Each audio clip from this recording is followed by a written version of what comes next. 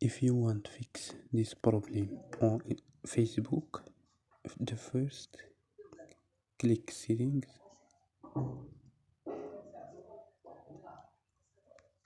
and click apps and notifications. Click apps,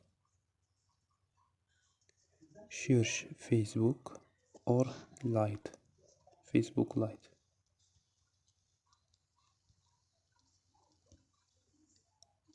and click storage. Don't forget the Facebook code and click manage space.